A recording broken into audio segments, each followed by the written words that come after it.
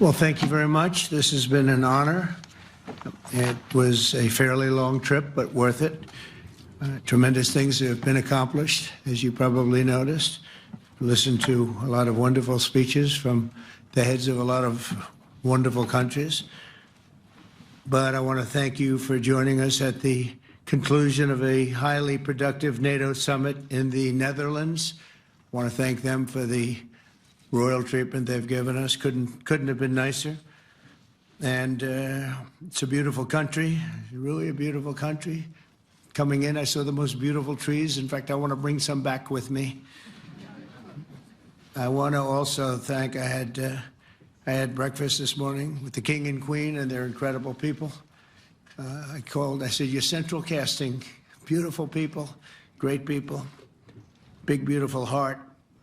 And I enjoyed that. And also NATO Secretary General Mark Rutte, who's been terrific. He's been a friend of mine, used to be right here running this wonderful country. Now he's the NATO Secretary General. He's doing a fantastic job.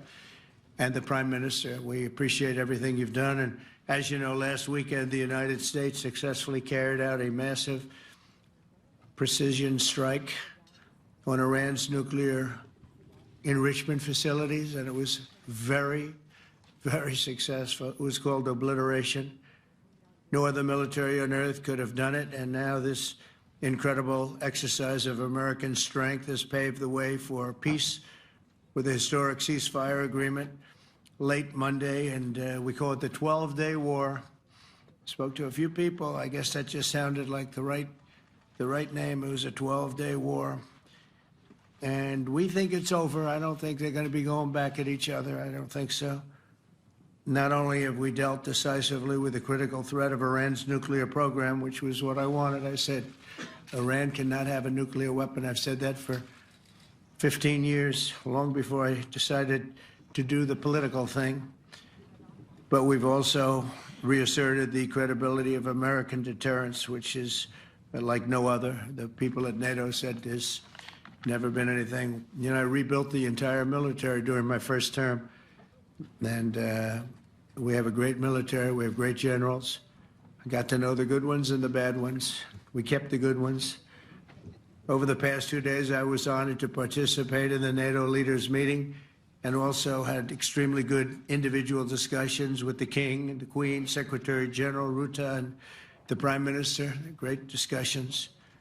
Very knowledgeable people. Major focus of our conversations at the summit was the need for other NATO members to take up the burden of the defense of Europe, and that included the financial burden. As you know, it was 2%, and we got it up to 5%. And they said, a couple of them came up to me, one in particular said, sir, we've been trying to get it up to 3% for 20 years, and we haven't been able, and you got it up to 5%. So they're going to be, most of them, I guess almost all of them, are going to be contributing now 5%. A number that people are surprised at, but you need it today. The United States accounts for 2/3 of all NATO defense spending, and since I began pushing for additional commitments in 2017, believe it or not, our allies have increased spending by $700 billion. I said to people, you don't have any money, and a lot of them weren't paying. And so I started the process, and I picked it up as soon as I got back, which is 6 months ago.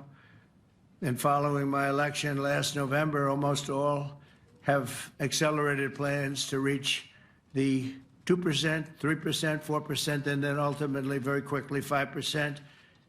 And all of this is going to be done very quickly, almost immediately. You probably know this as well as I do. I'm sure they've been talking about it. It's really been a big focus. In a very historic milestone this week, the NATO allies committed to dramatically increase their defense spending to that 5% of GDP, something that no one really thought possible. And they said, you did it, sir, you did it. Well, I don't know if I did it, but I think I did. This will be known as the Hague defense commitment, which is pretty good, pretty appropriate. When the allies reach this number, it will add more than $1 trillion a year.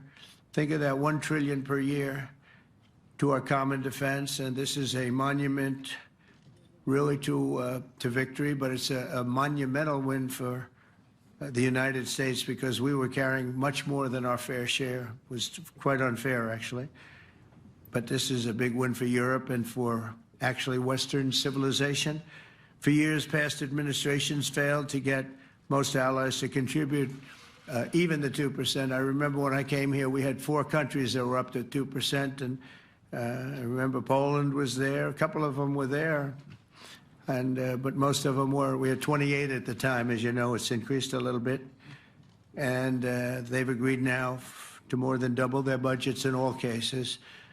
And Europe stepping up to take more responsibility for its security will help prevent future disasters like the horrible situation with Russia and Ukraine, and hopefully we're going to get that solved. Last week they lost 7,000 soldiers, mostly soldiers, but they're also getting hit in Kiev. They're getting hit in some of the towns also. And that means life. Life is disappearing also in the cities and towns. Should have never happened, would have never happened if I was president. I said it 1,000 times, and it never did happen. It's never even thought about.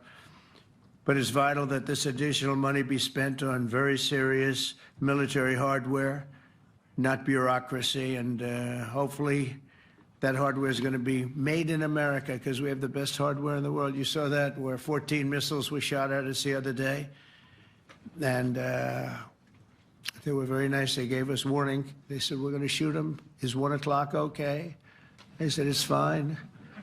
And everybody was emptied off the base, so they couldn't get hurt except for the gunners. They call them the gunners. And out of 14 high-end missiles that were shot at the base in Qatar, all 14, as you know, were shot down by our equipment. Amazing stuff. Amazing that they can do. It's like shooting a bullet with a bullet. It's the same thing if you think about it. 14 out of 14, and they weren't even that surprised. I said, do you do that well often? They say, we pretty much do, sir. The Ukraine crisis has also highlighted the urgency of rebuilding our defense industrial base, both in the United States and among the allied nations. We cannot afford to be dependent on foreign adversaries for critical minerals. And as you know, we made a deal with Ukraine to take a vast amount of the land they have for minerals. We need it. And once again, I want to thank all of the people in the Netherlands, incredible people. It's a great place. And all of the NATO allies for the tremendous summit that we just had.